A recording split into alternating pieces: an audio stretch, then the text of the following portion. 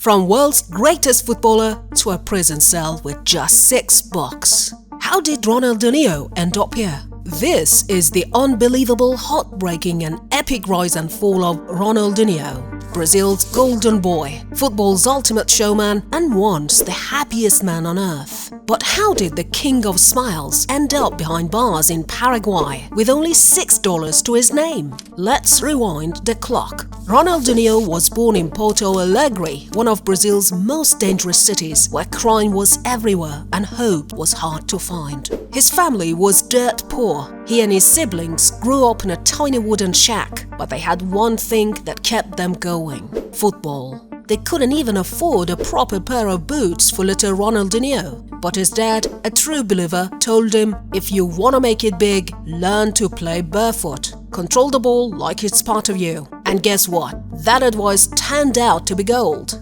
His big brother, Roberto, was already making waves, signed a pro contract at just 16. Ronaldinho, 10 years younger, idolized him and trained with him every single day in the streets. The goal? Make it to the top, get the family out of poverty. And then it happened. Roberto signed a big-time deal. The club gave the family a big house with a pool. They had made it. But tragedy struck like a lightning bolt. Ronaldinho came home one day to celebrate Roberto's 18th birthday, only to find his family in tears. His dad had suffered a heart attack and drowned in that very pool. The hero was gone. And to make things worse, Roberto injured his knee 8 months out of the game. Now all eyes were on the kid brother, and Ronaldinho was ready.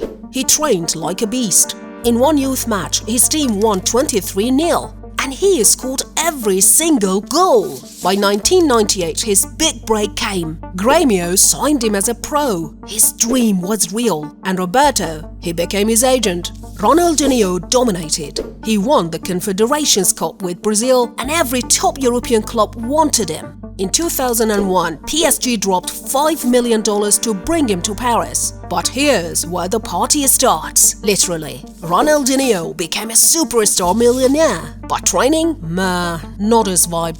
He was out clubbing every night, showing up to training only on Fridays. Still on the pitch? Absolute magic. But PSG couldn't handle him anymore.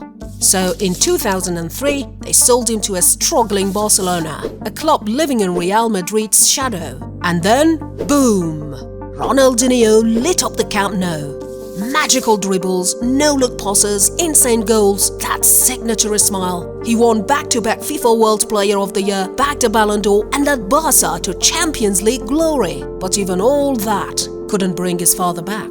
Soon, the late-night lifestyle came back stronger. He showed up drunk to training. Meanwhile, a shy little kid named Lionel Messi was just rising through the ranks. Ronaldinho mentored him. Sure, but Barca didn't want Messi picking up the bad habits. So in 2008, they shipped Dinho off to AC Milan. A second chance. Did it work? Nope. Back to the same old story. Parties, clubs, late nights. His contract even had a clause letting him party every night. Eventually, his career fizzled out. He bounced around Brazilian clubs, and in 2015, he officially hung up his boots. But the drama didn't stop there. He kept burning cash, got involved in shady crypto deals and clashed with Brazilian authorities. At one point, he had only $6 in his bank account. Then came rock bottom. Arrested in Paraguay with a fake passport alongside his brother. Turned out he had over $1 million in debt and his accounts were frozen. After 32 days in jail, he bailed out with $1.5 million. But that was his wake-up call. Since then, he's rebuilt his life. Football ambassador, brand icon, commercial star, even a movie about his life. Ronaldinho, once again, the happiest man in the world. From the streets of Porto Alegre to the top of the world. To prison and back again with that legendary smile. If you vibe this story, drop a cool comment, smash that like button and hit subscribe, cause we've got more epic football tales coming your way. Catch you later, football fam.